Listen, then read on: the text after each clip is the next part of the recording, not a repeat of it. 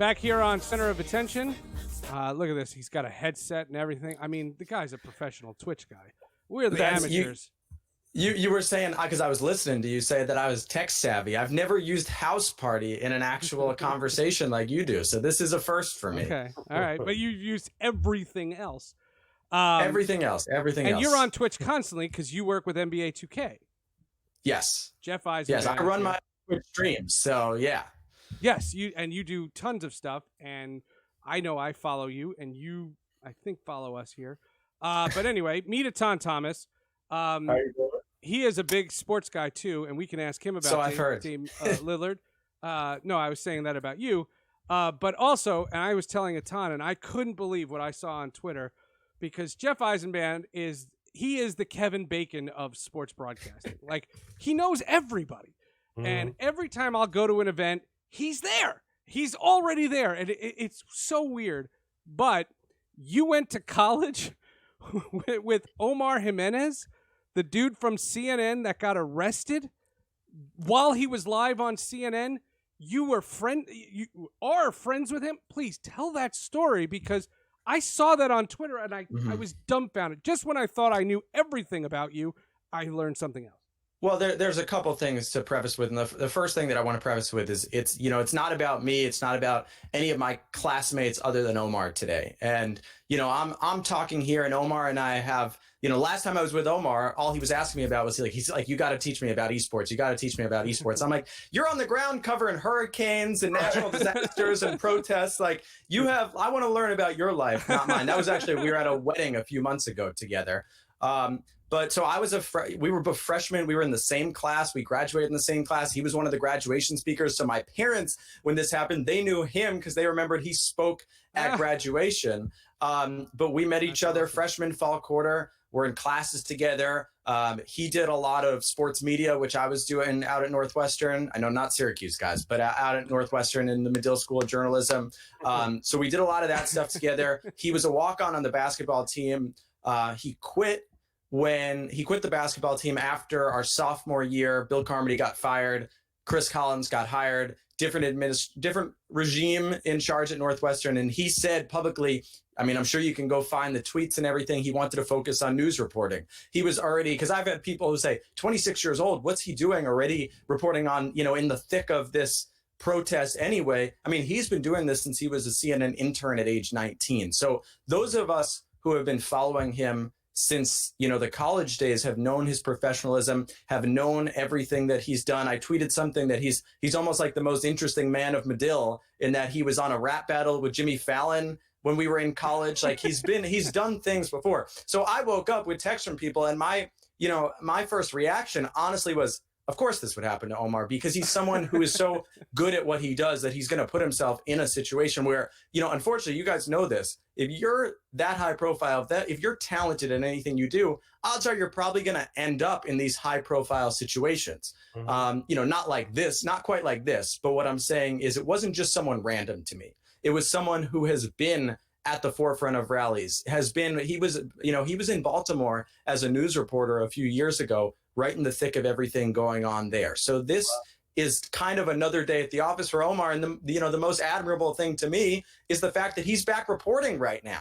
That happened at 5:15 a.m. That's 1:52 right now in Minnesota. And he's been back doing his job for the last few hours and carrying himself with professionalism, not even caring, not even really, he doesn't want to milk this right now or anything like that. He's getting back to doing the job that he was sent there to do.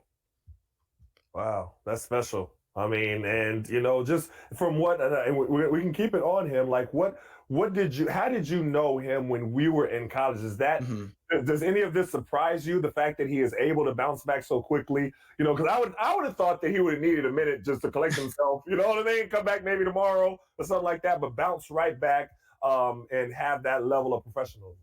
So I'll tell you, I'm from New York. I grew up in New York. I came back to New York right after our first year, between our freshman and sophomore year.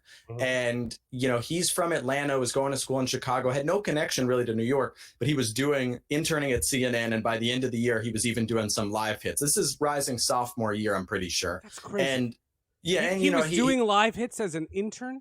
Well, listen, it was like, this is, you know, and Seth, I'm not to date you, but it is a different time that because kids grow up, you know, there's so many different avenues. When I say on air, I mean, putting something to the CNN Facebook page is different. Okay. Is different than putting something, and, you know, people have those opportunities. I'm pulling up right now because I don't want to get it wrong. But the long story to answer Atan's question is that, you know, I always knew him as a go-getter.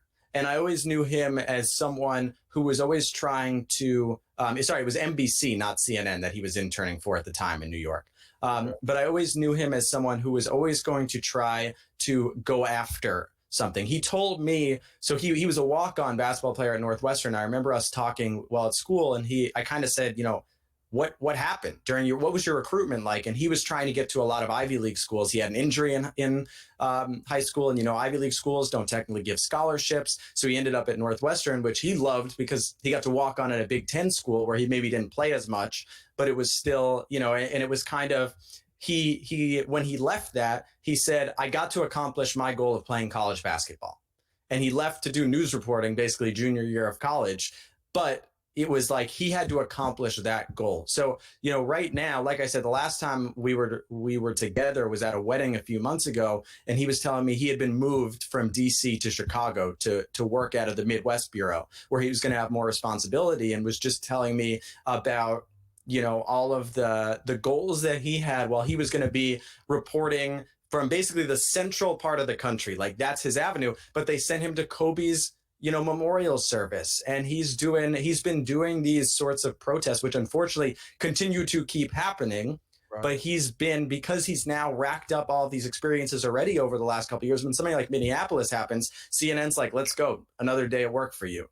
Wow. So he has built up great. And that says a lot, because there are only a handful of people who are like the go-to people. You know, there are some people, like, they don't try you out in certain situations because of the fact that, you know, it's difficult for you to handle certain ways. I mean, you know, we talk about like Don Lemon. Don Lemon has grown so much from the time when he first started handling those situations to where now, and how he was reporting in Minneapolis, and just to see the consistency of him now and what he's been able to achieve, I think that's amazing. There is a certain level, and, you know, maybe as Syracuse guys, you can get this, of almost journalistic pride. That's two. I'm not going to do the Syracuse Northwest. Journalistic pride. The way, but when I'm watching him, when I'm watching the clip, you know, like I said, people got introduced to Omar today. I'm someone who's known him for a number of years. Like, seeing the way that he handled himself in terms of the poise as the police were talking to him, and he knew he was live, and he didn't, you know, sensationalize anything. It was, this is what is happening right now. You know, I am getting arrested. Right. I almost feel, you know, I feel like this video is going to be something that journalism professors are going to teach for decades to come. They're going to show this.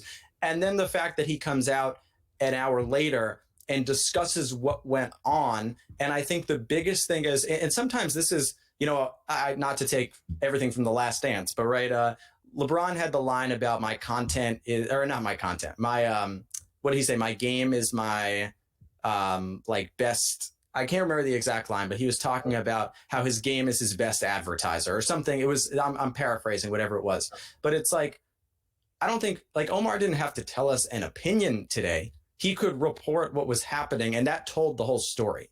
And I think that that's why it's been so powerful, that there's someone who's been able to carry themselves with that poise. And it's, you know, sometimes journalistically, you have to understand, give people the facts. And if the facts are right, you would hope, that's the hope of journalism, is that people will draw the conclusions that they need to draw based on the facts. And I think that's what we've seen today. And a friend texted me, they're like, Omar's on CNN right now. I'm like, yeah, he's been on CNN 5 or 6 times today. Like, he's been on constantly. They're milking this for all they reasons. can, obviously.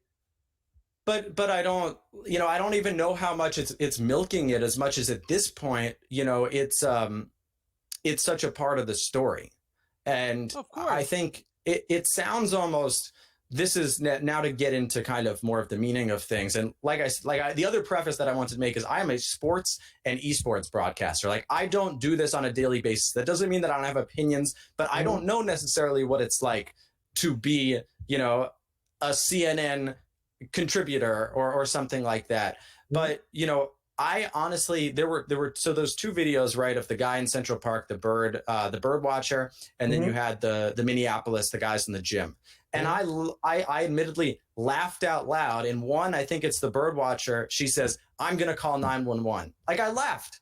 It's like the guy's not doing anything wrong and he's filming you. You're just gift wrapping this entire story. And then with the guy at the gym, I still remember he looks in the camera. He says, they say, "What's your name?" He says, "My name is Tom Abbott." It's like, all right, great. Thanks. Like, thanks for that, Tom. Like, you didn't even need to say that. But so then the same thing kind of with what went on, the fact that this was live on CNN, live, that the police, like, you have to be so closed-minded and not even be watching the news to understand, hey, if we arrest a CNN reporter who is doing nothing right now, regardless, it doesn't even, we get into the race part, but it doesn't even have to do with the race as much as there's nothing. This is on live television. And he said, "We are live," to the police officer. "We are live." And the producer told them that they're accredited members of the media.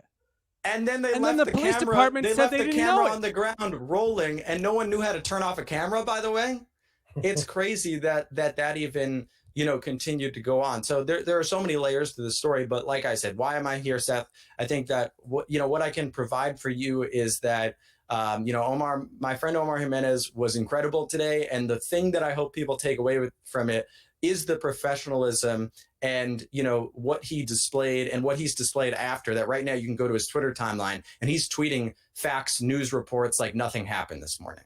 And I understand you don't want to ignore everything because something did happen that is going to be something that he carries on with him forever, that people recognize him for, that is something that he can tell a story. But I think right now, in this moment, the most powerful part about it is that it hasn't stopped him from doing the job that he was sent there to do. And the analogy that I think Atan and I talked about was the night that sports stopped. Ryan Ruocco was on ESPN.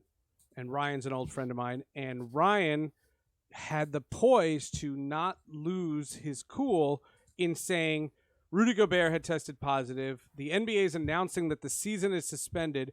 And some guy on the Mavericks is dunking a ball. And he has to acknowledge that, but not go over the top, but not completely lose the game. And he had to have his wits about him the whole time. And he came on Sports with Friends. Both of you guys have been on Sports with Friends as well.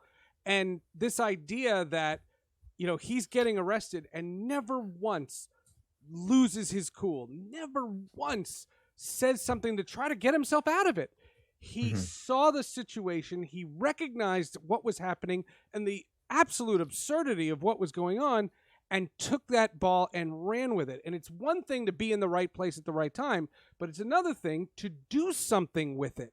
And that's what he did. And that's where when I saw the tweet, I was so impressed. And that's what I said to Jeff offline to do this. Well, look, it hit different. I don't want to say it hit too different for me. Like, I've recognized what's been going on. And I think, Atan, I'd love to hear your opinion on some things, especially as a former player, because as someone who is in the journalistic world and looks around at the way things are going and, is it, you start scratching your head. I turned 27 last week and my career has not necessarily gotten off the ground yet.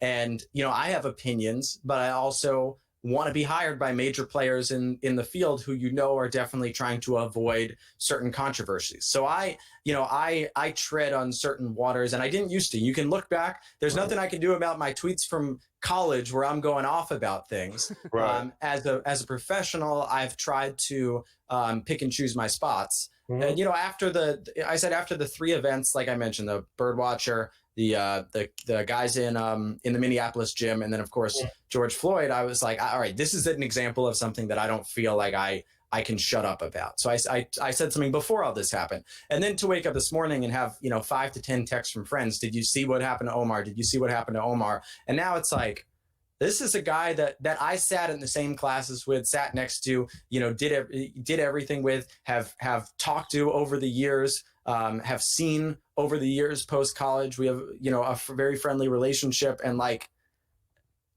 it just makes you stop for a second. And the good news is in his case, he's fine. There was no physical harm.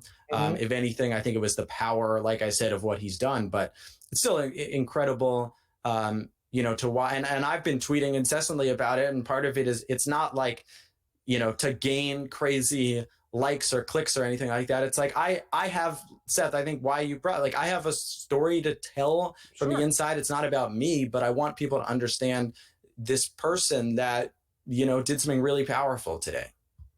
Not by choice, by the way. Right. And I think that to your point,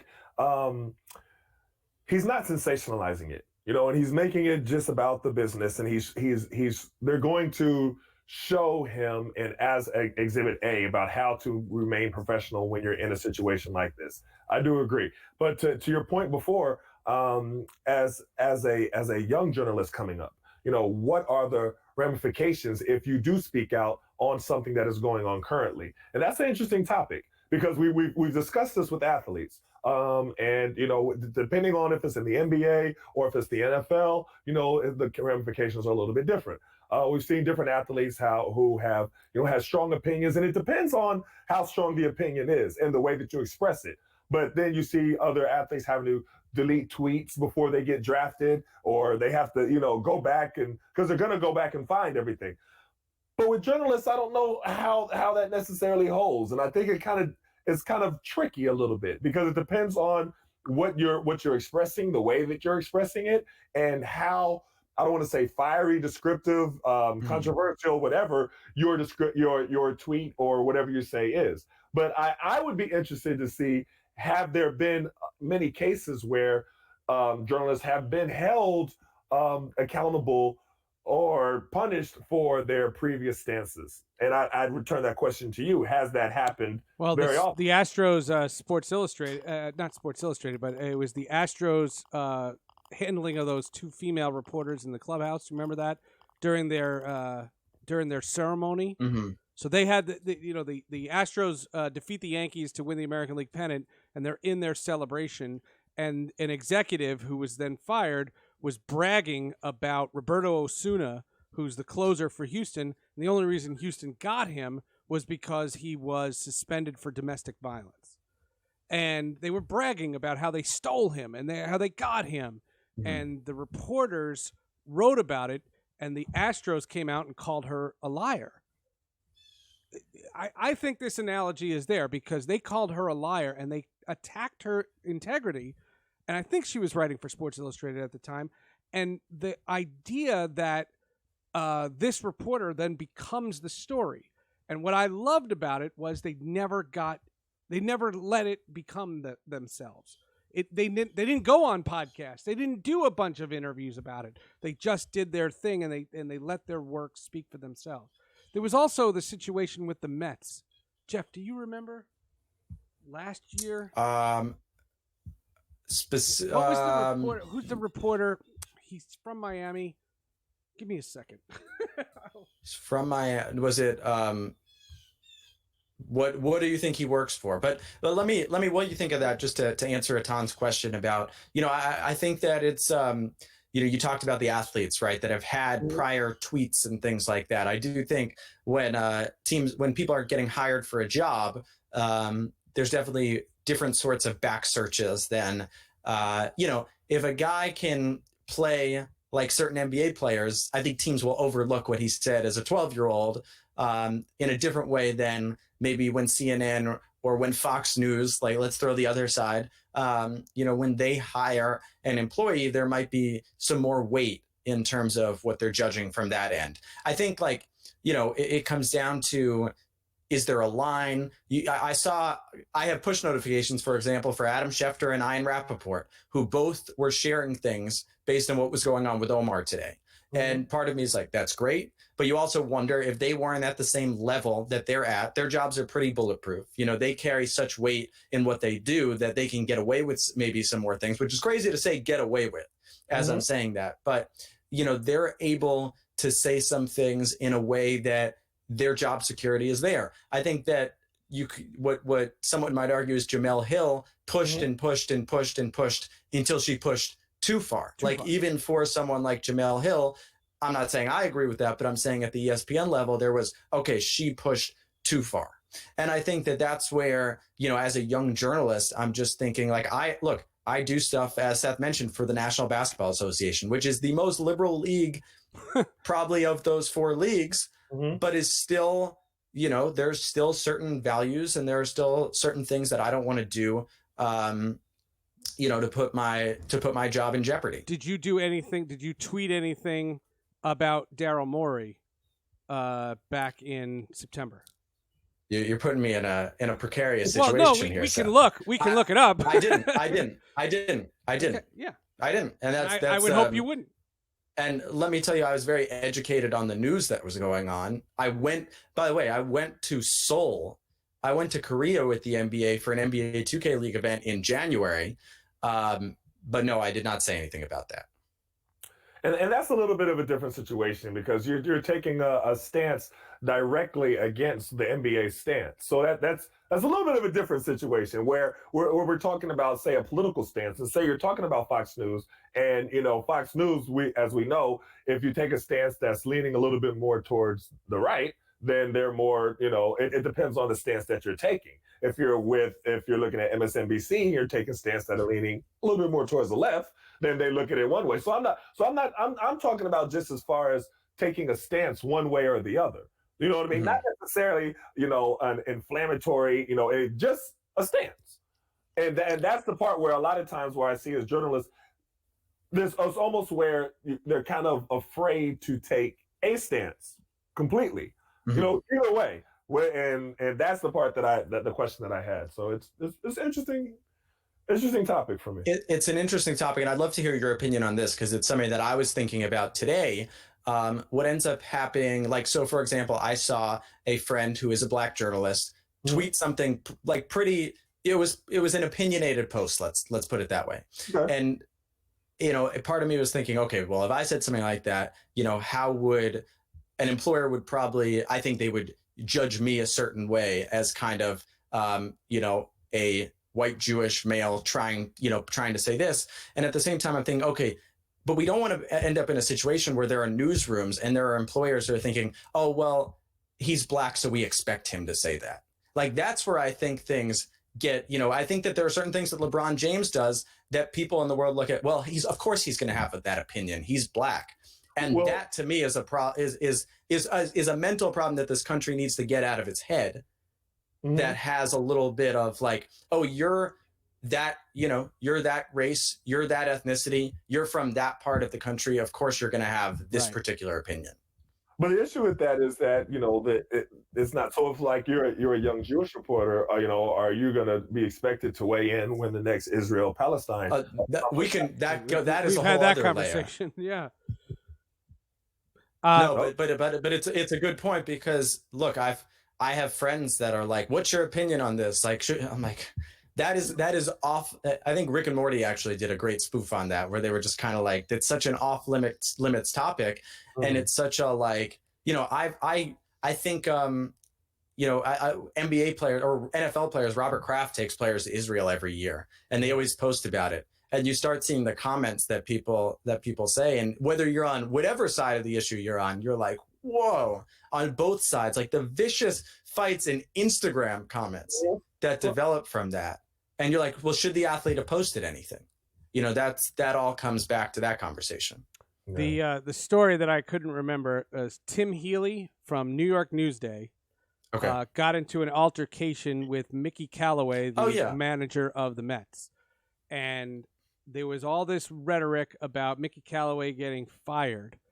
And Tim Healy walks in a corridor in Wrigley Field, which is the tiniest visitors clubhouse. Only one, maybe smaller, is Fenway Park. Uh-huh. And Ton, you and I talked about that on Wednesday. And Mickey Callaway is steaming mad. They blew a game. And all this reporter said was, "See you tomorrow, Mickey."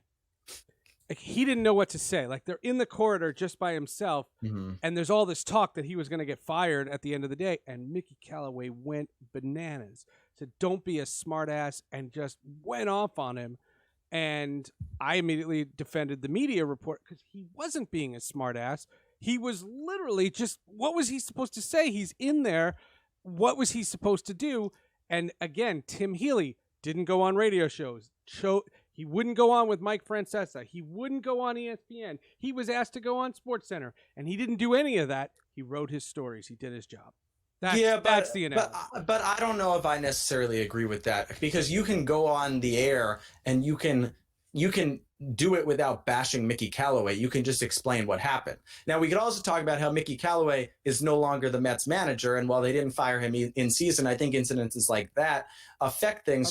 Could Phil Jackson at the peak of, well, maybe that's a bad example because Jerry Krause probably would have found any reason to get rid of him. But like if Greg Popovich told, if a reporter, the Spurs are struggling right now. If a reporter said to Greg Popovich, "See you tomorrow," and he's angry, and he kind of pushes off that reporter or something, Greg Popovich has the job security that he's not going to get fired. And aside from that, my opinion on things like this is always, and Atan, you play it.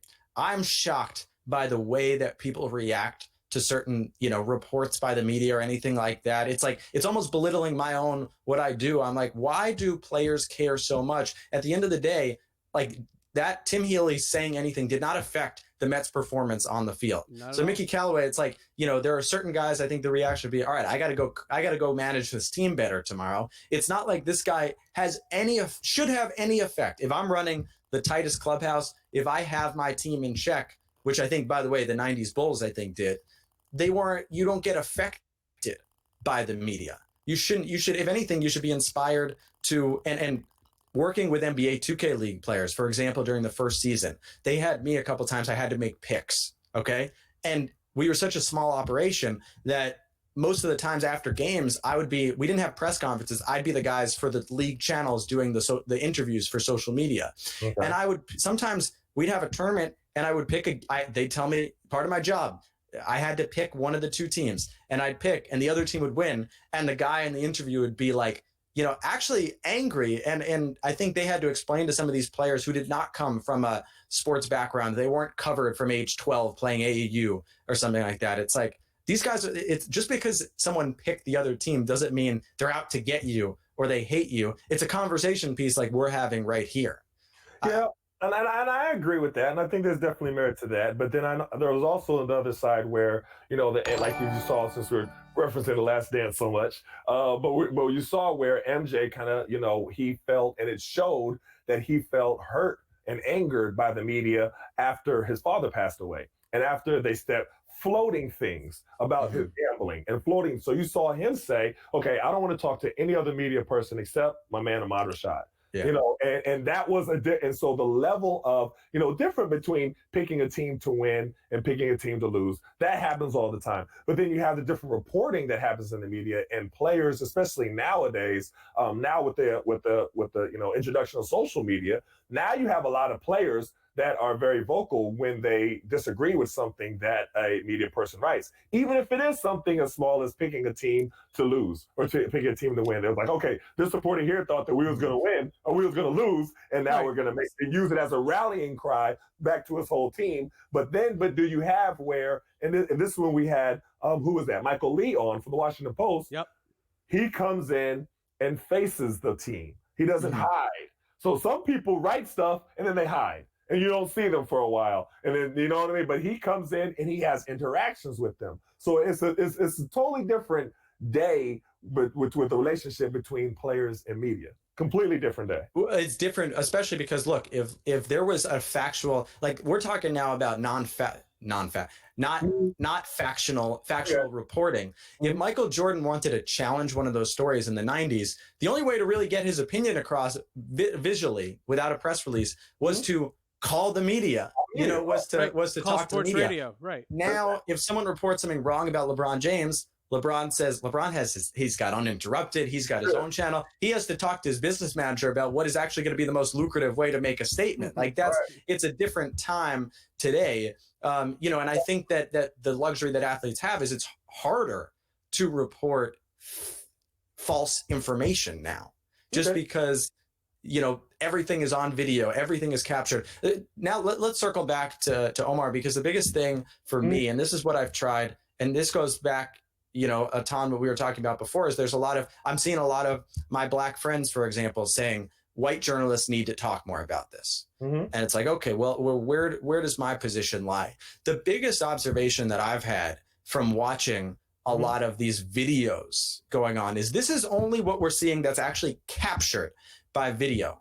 Of course. So we don't see all of the unjust arrests, all of the unjust racism that goes on in this world that isn't captured on video nowadays and wasn't captured in the last hundreds of years of this country. So I think there's a lot of people that maybe have been in their own circles, have been sheltered in certain ways, have not been a part of this, that now, because of current technology, have now gotten to know things that they just that they should have been aware to, or at least listened to the facts in the past. I'm a young person, so I haven't been around long enough, but that now understand what is going on in the world around them. But I think the thing of what you're talking about with your black friends, as far as challenging white journalists to be able to cover the stories, is to be able to cover it in a way that's not being covered. So then having a discussion about it in a way that's not being discussed, as far as that you have. So they're your black friends. They know that you know black people because they're the black friends that you know. So now that since you know them, they almost have an expectation that you would start to show light to this conversation in a way that's not being done by some of your colleagues that don't have an introduction to black friends. Do you know what I mean? So that's kind of and is it an unfair position to be in for yourself? I would say sometimes, yeah. I would say, that is because if you don't know. It's not, because it's a very thin, tightrope that you have to play now, because then Etan,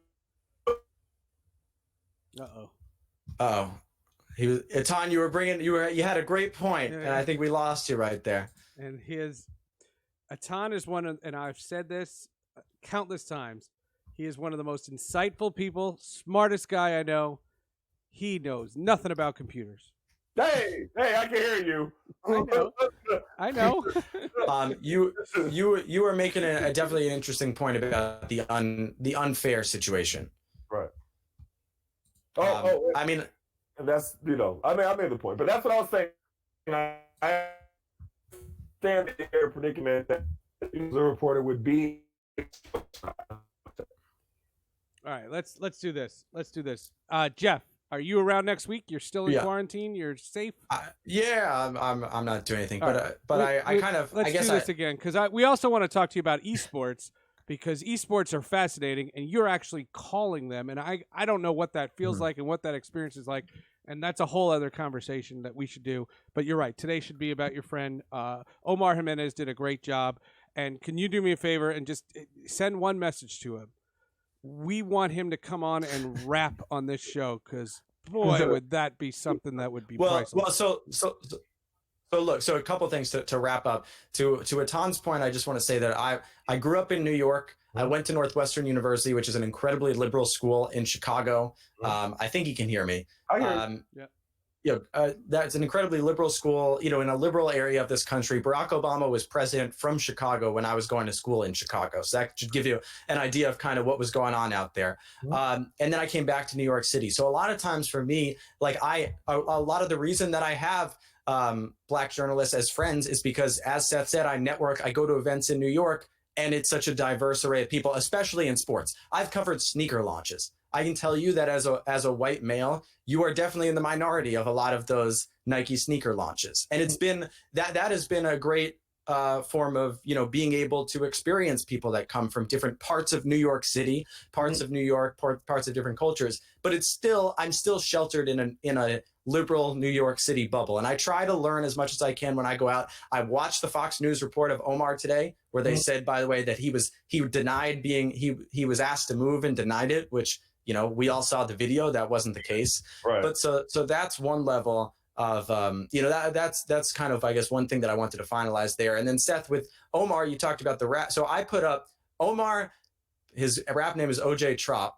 He used to rap, literally he would post things he'd get there's a rock at Northwestern that, people would hand out flyers or host lemonade stands and things like that. And every so often he would request to do a performance there. And so we're talking about, he would rap from 4 to 5 on a Friday afternoon, and a couple of friends would come by, and passerbyers. I mean, he was doing performances for 15 people. He's kept the side hustle up. When he was in Baltimore, he did an awesome music video called Ready for It, which is literally about being ready. Like it's a music video of him reporting, but rapping. And it's all about being ready for, life, ready for anything. And I posted the video. And of course, I should have thought about this. I had people like, you're now just, trying to promote, like you're really promoting his rap video during this time. I was like, look, he's my friend. He's not promoting his music today. I guarantee that. I'm doing almost as a friend. I think one, I'm going to hype him up while he's gaining hundreds of thousands of followers today. And two, the whole thing is about being ready for anything. Like that's the point of the lyrics. I almost felt like it's prophetic. Like I said, that he's doing, he basically had this envision, like nothing's going to stop me from reporting the facts is basically the message that you could take from the song. And he did that today. So that was the reason, that's the reason I shared it. But of course, people were like, what are you doing? And I'm like, do you know, all right, whatever. You can't stop this. How many followers he had yesterday at this time? So I've always thought it was weird that I had more followers, honestly, Seth. So I think he was around like, I think he was around like 8-ish. Now look, he's been reporting on Minneapolis. Maybe he was, he's at 182.4 thousand. So a friend texted me today. He said, keep refreshing Omar's Twitter feed. You see the followers being gained in real time. If you refresh it, you see it go up by about 0.1 every 5 seconds right now. Oh my God. But that's not what it's about. That's not, I don't want to make it about But that. he's okay. Listen, he's okay. And he did a good job and we're praising him. Right. We can also make fun of his rapping and you're right. He's at 182.7 now. And if you keep refreshing it, it'll keep fluctuating. And it honestly, sometimes it drops. He's like also losing, he like loses 50 followers a second and gains 100, 125. It's like, it's fluctuating like that. Oh my God, that's wild. Hey man, next week or whenever we can, let's do an esports, because I'm fascinated by esports and it's thrived during this time. You have been busier than ever. You are broadcasting these games and the players are literally playing with controllers. And that's amazing to me. And I think the whole thing, plus you had the NASCAR virtual race where the guy said something racial. And then and Jeff, you know this, I'm active with Formula E, which is electric car racing. And they're having these virtual races. And one of their drivers cheated and got an actual esports player to play for him. And now he got fired from his real team, all because he was cheating at a virtual fake race. It was so dumb. And I want to talk to you about all that stuff. I do.